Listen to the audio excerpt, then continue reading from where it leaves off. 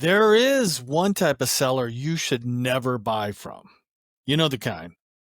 They actually say all the right things. I'm retiring. I'm moving away. You're going to love this business. But here's the truth on this one. They're lying right to your face. And I've got a real $1 million story to prove it. So picture this. Buyer I know. We'll call him Larry. He finds what looks like is a perfect deal.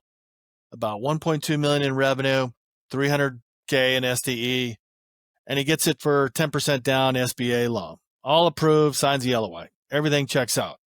On paper, it's perfect. The seller says, we're moving back to New Jersey to be closer to our family.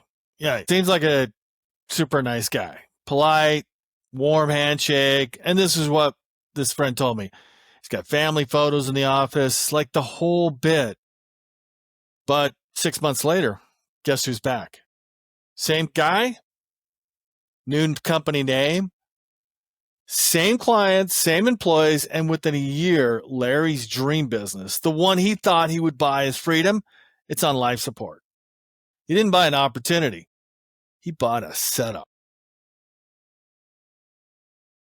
Hi, I'm John Stoddard from Dealflow System. I've helped buyers close more than $33 million in acquisitions and raise $50 million in funding. And today, I want to talk to you about something that's rarely discussed and how to read a seller's real motivation before you write that check. Because buying a business, it's not just about numbers on a spreadsheet.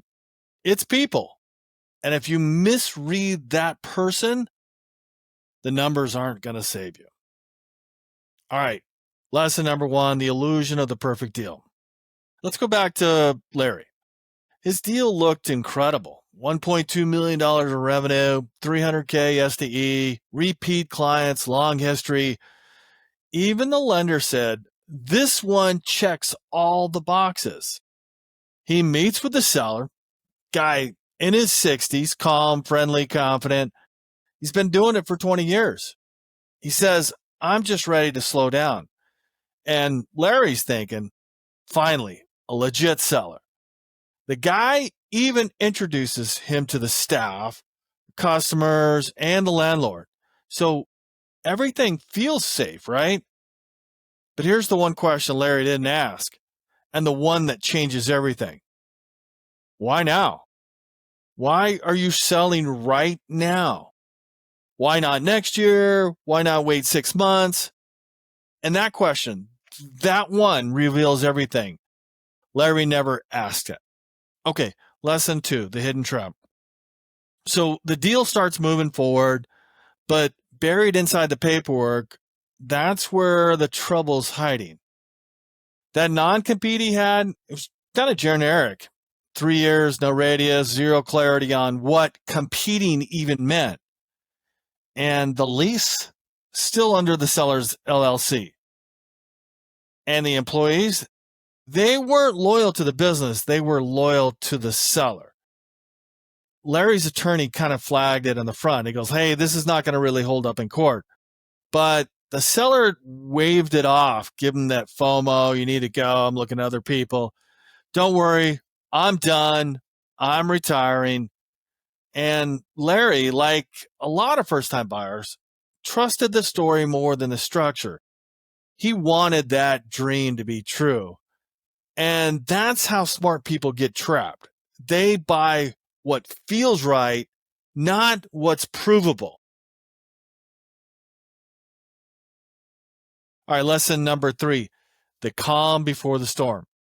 So that first 3-4 months, everything's kind of golden. Revenue's steady, staff is showing up, clients happy, and Larry's sleeping better because he's thinking, I did it. I bought my first real business. And something happened. Customers started leaving, and at first it's 1, and then 2, and then 3, and then 5. And he starts calling around, and one client says, hey, Larry, we're going back to Mike. He's cheaper and he's local again. Mike, the seller. That's when Larry realized he didn't just buy a business, he financed Mike's next one. So it turns out that this part still blows my mind. The seller never left town. He never retired, never moved. He stayed put, opened a new LLC under a different name, rented a shop a few miles away, and started calling all his old customers. Still had the list, he took it with him. And because that non-compete was basically tissue paper, Larry had no leverage. And his lawyer told him, you could sue him, but it'll cost you 6 figures in 2 years. And meanwhile, the SBA drafts a $12,000 a month from his account. The seller literally used Larry's loan to restart his new business. That's the trap no one talks about. You don't just buy somebody else's company. You're going to fund their comeback tour. All right, lesson number 5, the real lesson. Motives is greater than math. Most buyers obsess over numbers, revenue, margins, add-backs. But the real risk isn't the math. It's the motive. Because people don't sell businesses for no reason. If you don't understand why they're selling, you're kind of negotiating blind. So start asking tougher questions like, why now? What's next for you? If you didn't sell, what would you do instead?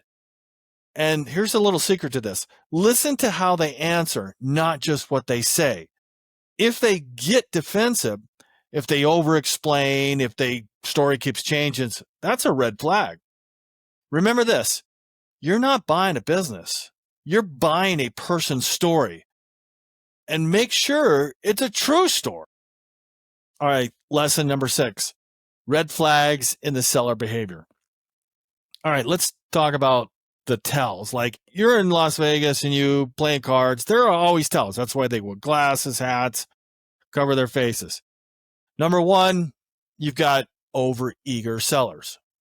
If they're calling you every day, pushing hard, acting like your new best friend, slow down a little bit. Pressure and charm, kind of the same coin on different sides.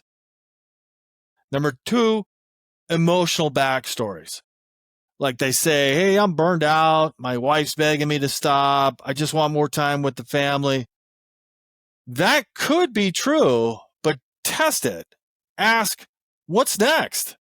Like, be very skeptical about the story they're telling. Number 3, sometimes they avoid documentation. If they say, we don't really need to track that, translate that to, we don't want you to see it. And number 4, overselling honesty. When a seller keeps saying, you could trust me, you probably can't.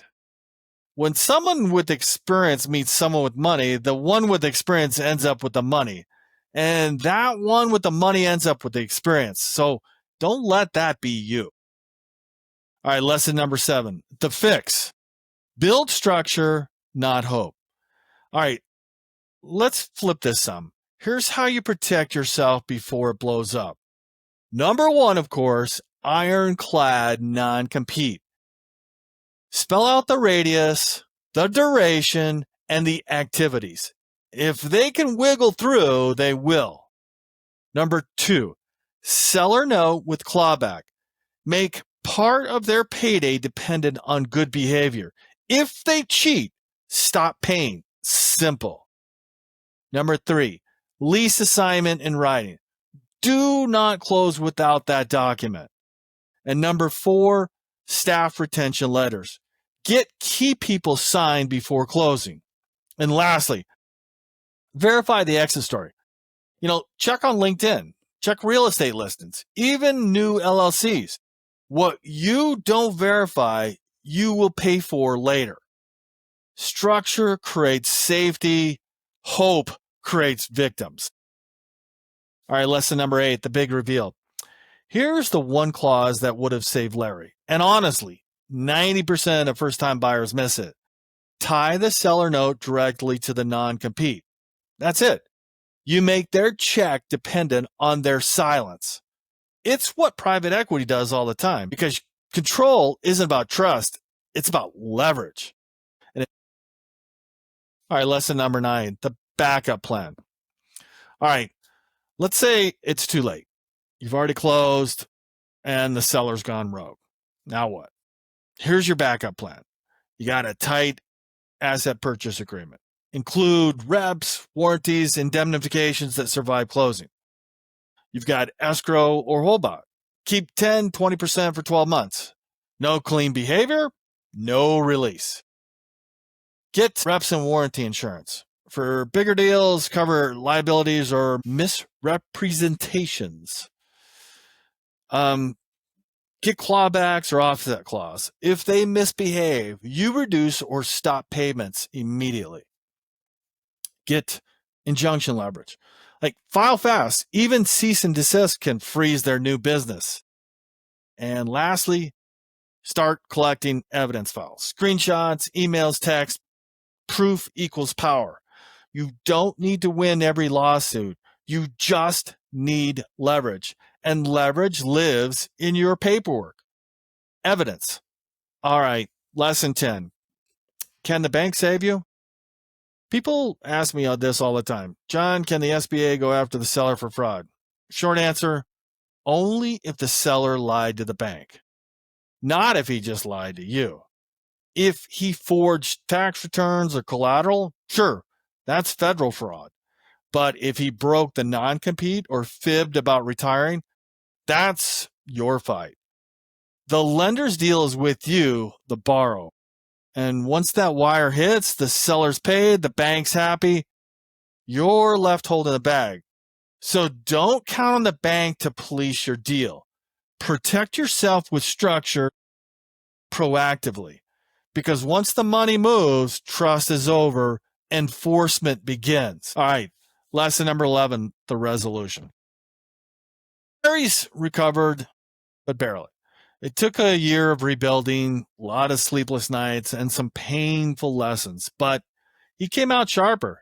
He's a smart guy. Lesson learned. He learned that buying a business isn't about financials. It's about people. So you're not buying assets. You're buying promises.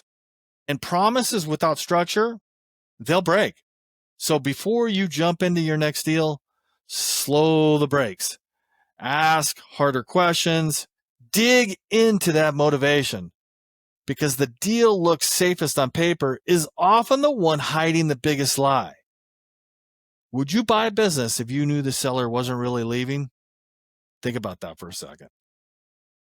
Okay, if you found this useful, hit that subscribe button right now. Smash it. And if you're serious about buying your first business and you don't want to avoid traps like this, head over to dealflowsystem.net. That's where I teach you how to find, fund, and close your first business the smart way. I'm John Stoddard.